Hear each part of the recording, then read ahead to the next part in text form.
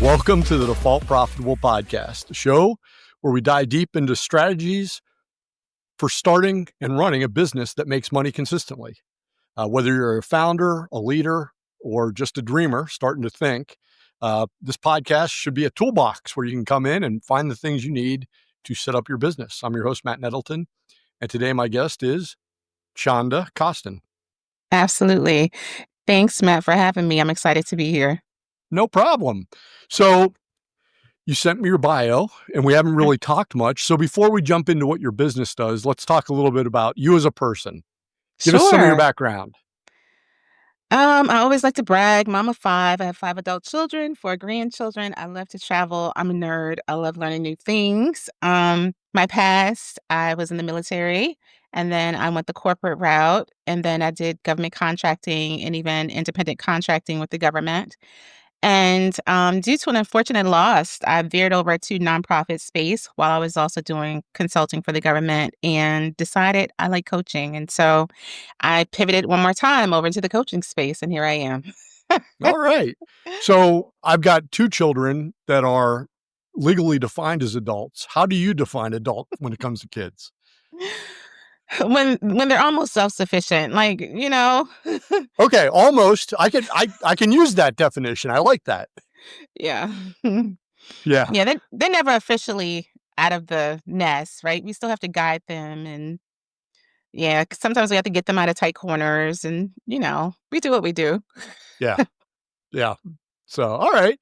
So let's talk about your business. You're a coach now. So I tell me am. what kind of coaching you do and who you work with. I am a business coach and strategist for women in the third quarter, meaning women typically over 40, because they've already did the teenage young stuff. They've already did the, young life stuff as far as getting married, starting careers, finishing college, etc. Most of them either have older children or adult children, right? And they're trying to figure out, okay, I've done all the things. Now, what is next? What is there for me? Right. And so they show up and say, I know I want to do something. I just don't know what it looks like. I know I should be doing something. I just don't know what it looks like. And so I typically help them get clear on that and motivate them and encourage them and help them gain confidence to move forward. Like, yes, we can. And then we go off and do great things. And All so, right. So when did you yeah. start the business? Um, That's a little messy. Officially, I started it a year ago, but I realized 7 years ago that I enjoyed the coaching piece. So I did it in my nonprofit for at-risk families and youth that were socioeconomically challenged, right? They didn't have access to resources and things like that. And so I would meet with them in libraries and whatever, and I would hold different types of conferences around life skills, whether it was budgeting, entrepreneurial skills, basic business building skills, and it became a thing. So I wanted to find out how I could do it on a larger scale because I did really well in consulting, right? It's my degrees, my education, my background, my experience, but it wasn't as fulfilling as me meeting with those people in order to hold those classes and those workshops.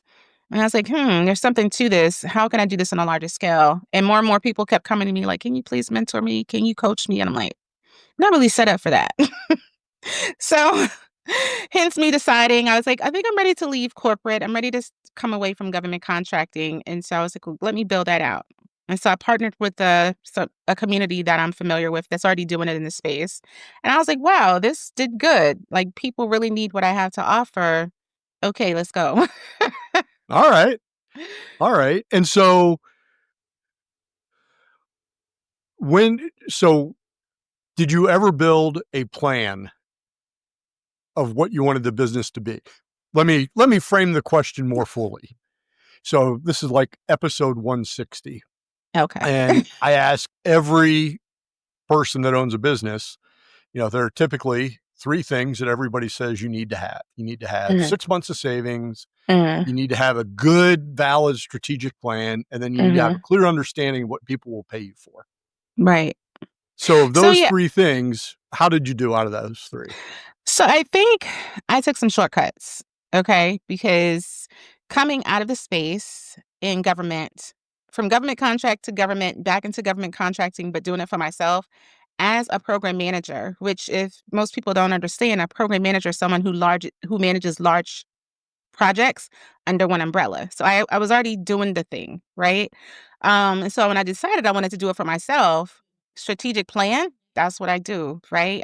I plan, I execute, right? I hold people accountable to a timeline. And so when I say I took a shortcut, it was because I have a PMP. So I kind of knew a bit more than the average person going into this. Um, and then I worked while I built my company out. So when I decided I wanted to do government contracting, I was actually working for the government. And I left the government to go into government contracting because you can't do it at the same time because it's a conflict. And so the money part I had also because I didn't just like wake up and say, I'm going to quit my job and start a business. Like, no, no, no, no. I worked while I built out the infrastructure and then I left in order to actually make it lucrative. And so because I was in the space, I formed relationships. And so a lot of that, and I do tell my clients, like, don't just jump up and say, I'm going to do this thing and you don't have a plan, right? That's where I come into play. All of my clients get a plan of action from me. Um, and then don't just think like it's going to be free. No, it costs. Typically, it costs a lot. And so you got to have those things in place.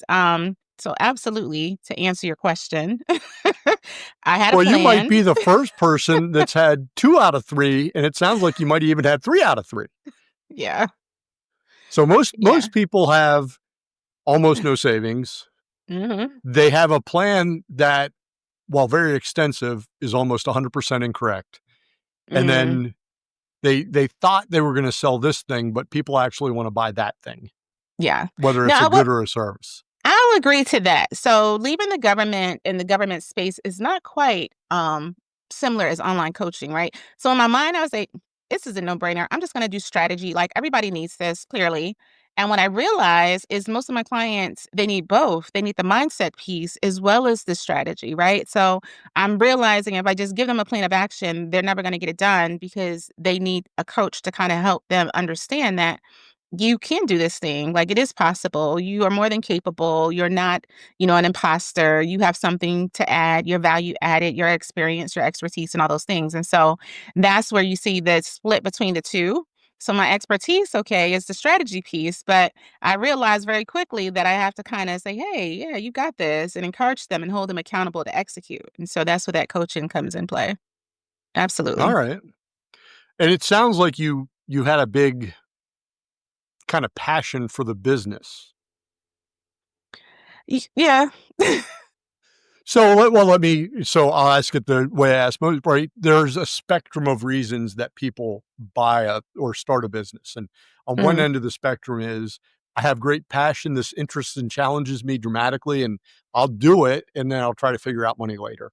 And the other end is people that say, "You know what? I can make money doing this, and I don't hate it, so I'm gonna do it." Which of those 2 ends? um, I'd like to say I'm kinda down the middle. So, government contracting, if I'd have stayed there, I'm really good at it, right? I can make money. I've been making money for years doing that, but there was no passion there. And what I realized with the nonprofit side, is that I have a passion for this. I like to see people, um, like, go from feeling overwhelmed to becoming clear. I like to see people go from being stuck to making movement and gaining traction. I like to hear people's, good stories. And so I know because I've spent thousands of dollars in coaching that there is money to be made in the space, but I really do appreciate the work that is done when it's done correctly and what comes out on the other side, the transformation that takes place, right? I will say I probably did a little smarter than most people, but that's probably the gray hair that you see here, right? And then Yeah, I would be the same if I had hair, so I appreciate you showing off. so yeah, I think that comes with, me being older in age and not as naive as I would have been at 21, right?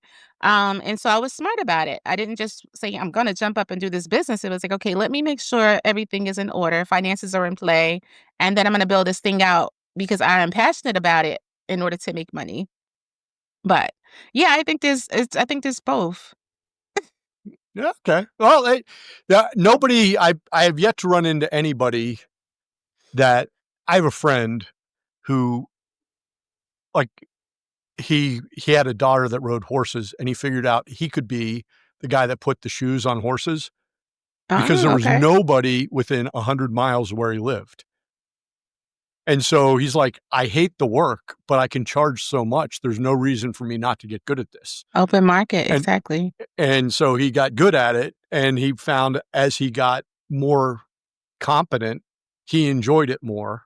And Mm, then it became a, "Hey, I enjoy this and I'm good at it and, yeah, there's money." So, which isn't a bad place to end up, but he's the only yeah. guy I know that's ever started something just because it was a money opportunity. Okay. So, all right. So, you've been doing this really off and on for 7 years, full time for 1 year. What are Yeah. some of the things that you learned when you did this full time that you didn't think you would have to know? What are some of the things that surprised you? Initially, I felt like it was something everybody could use in a sense, and I had to quickly learn to, make sure that I was able to, have rappel language, right? To evaluate my clients and say, "Hey, I don't think we're a good fit right now." Some people really do wanna pay a coach to be a therapist, and that's not my skill set, and so it's like, how do I, um show up as value added, be integral, but also let them know, like, hey, not that I don't appreciate the business or the relationship, but I don't think we're a good fit in this season. And so maybe you can come back when things are more settled or you're clear on the direction you want to take and things like that. Because I think it does injustice to the client who doesn't quite understand, like, I don't wanna screw anybody up, I'm not a therapist. But Right. at the same time, like, if I do have a client that comes to me and they're having a bad day, I'll make space for them to have that conversation, but I'm very, I'll say androgynous logical thinking, right? In the sense that we can cry the first time, but the second time I say, "Okay, what are we doing about this? How are we gonna fix this?" And if you're not really in a situation where you wanna fix something, it's like, "Okay, what are we why are you here?" Right? Because I'm not here to I mean, I can be your friend outside of you being my client. I don't need to for you to pay me to be your friend to cry on my shoulder, if that makes any sense. And Right. so it's understanding that. And so it's creating those stronger boundaries. I am very clear that I want to limit the amount of hours I work. And so a lot of my business is automated outside of me actually having my meetings with my clients. And I don't want to create space for something that's not value added. Right. Yeah. That the idea of saying no Mhm. in a business is far more important than the idea of saying yes. And Yeah. and the fact that you've managed to, so you do a lot of traveling. I'm assuming that's part of the I reason that you do. like to limit your hours. That's Yes. actually super smart, because if you say yes to something, you have to say no to other things, Exactly. right? And so if you become an amateur therapist, you're not getting to see the world. No. No, no, no. And then So, yeah. Yeah. No. yeah, And I don't think I'm serving them properly, which is big for me. yeah, Yeah, you got to do the right thing. absolutely. So, all right, what other what so when you take on somebody who you described as in the third quarter, right? Mhm. How do you, because you've really gone through three separate, like, three separate pivots, because you went military, 23 Mhm. years, thank you for your service, and then you Thank you. went government contracting for a while, and then you stepped back in, and now you did nonprofit/coaching, which turned into 100% coaching. Um, how do you apply your own experience to them? Well, when I went into the military, I was in survival mode. I was living a bad marriage and I had young children. And, they lured me in and we thought it was a good idea, so I signed up. And 10 years in, I said I wanted to be more present with my children, right? And so I decided to pivot into corporate. And so it was deciding, okay, this is what I need in that moment. So self-trust, right? Faith, I believe guides me as a person of faith. And, from the military, I definitely took away the structure and the discipline, the order, right? Even understanding systems and how they work, created a desire to learn more. So once I got into corporate, I got 2 masters and I also did PMP and a Lean Six Sigma, right? And so when you take that type of infrastructure into a business, it turns out a little different, right? So Yes. most people that are entering entrepreneurship for the first time are like, PMP, what's that? Like, I really don't understand the lingo. Lean Six Sigma, black belt. Like, what is it? Are you doing karate? Like, what are you talking about? But really taking the foundational pieces of that and putting it into a coaching space for someone who needs that structure, who needs that clarity to help them kind of eliminate the noise is like such a game changer. And so that's kind of the journey, right? Just understanding the time and season you're in, trusting yourself, and then using all the tools in your toolbox for that next season. So most people, women, they aspire to be where I am in one facet or another, right? Because I'm not perfect, but they see the clarity, they see the structure, they see she's really doing it. Like I will, I was in Asia a week ago. So they follow me on social media. They're seeing the pictures. They're seeing like, wow, she's living her life. Like she's doing all the things that we talk about because we do have these conversations. And they're like, well, I can not only relate to her, but now, okay, I need her to show me how to go there, if that makes any sense. So Yep. Oh, yeah. Well, that's yeah. the best kind of an example is somebody who's actually doing it. So, Yeah. all right. So I'm sure you have people that are working for big megacorps Yeah. who come to you and say, "Hey, I think I'm going to start my own business." Yeah. When, I often give them the stapler talk, which in my world is, if you need a stapler at your current job, how do you get a stapler? And they're like, "Oh, I call Betsy and I fill out a form and I tell her I need a stapler. And next day I come into work, the stapler's on my desk." I'm like, you realize when you work for yourself, if you need a stapler, you go to Staples, right? Or if you're okay with that, this might work, but if you're not, so Yeah. how do you navigate that conversation with them? So for my clients who are looking to pivot, right? Yep. I asked them about and this if you've ever, I don't, you probably haven't ever heard me, but one of the things I always ask my clients is, what does success look like for you? So when you say you want to go off and create this business, why are you creating it? What are you looking to achieve? Right. And then I'm like, okay, keeping in mind where you're leaving and where you're going. And like you said, being prepared, making sure you have capacity, making sure you have resources. But you don't want to create another job for yourself. And as a new entrepreneur, typically you're the single source of failure, right? You do all the things, everything. And so it's saying, okay, if you're saying you're doing this for time freedom, then we need to look at how to create your business so that you are free, like from doing all the things. So, what business model are you going to have, right? What does that look like? Are you going to automate? Are you going to hire a team? Do you have the resources for that?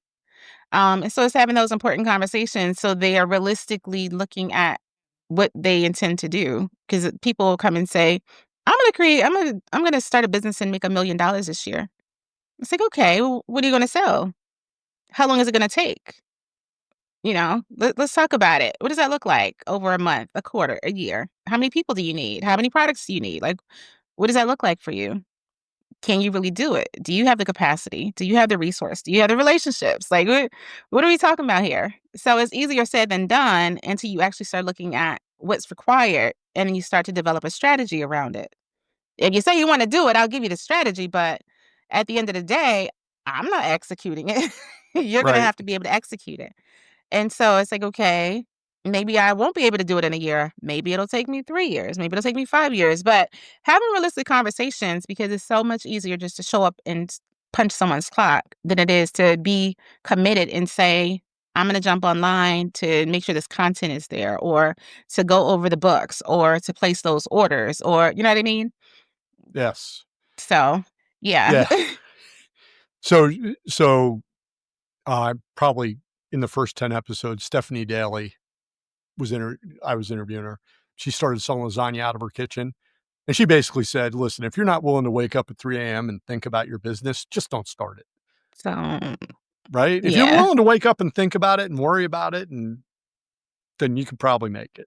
Yeah. Uh, All right. So if 2025 Shonda could go Mhm. back and sit next to 2018 Shonda, when you first realized Ooh.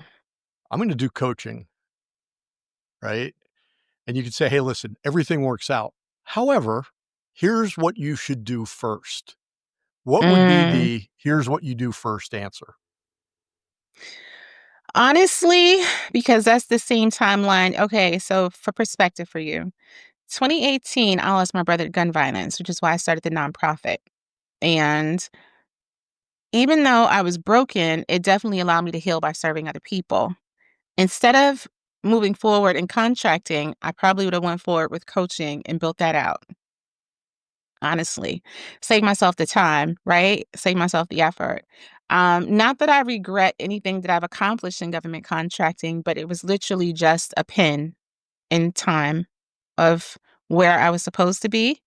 And it took something very tragic for me to experience to actually step into the thing that makes me feel like this is where I'm supposed to be.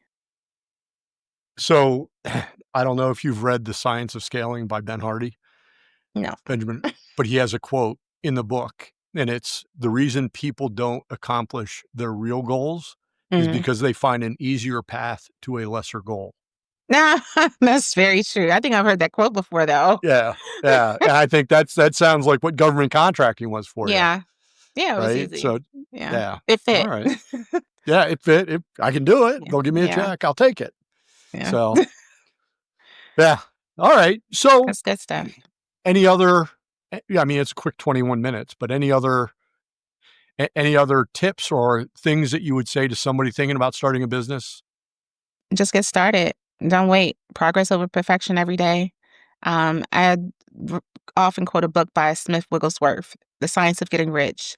And one of the things he says that we owe it to God, okay, to do everything in our power every single day to get closer to the goal of getting rich.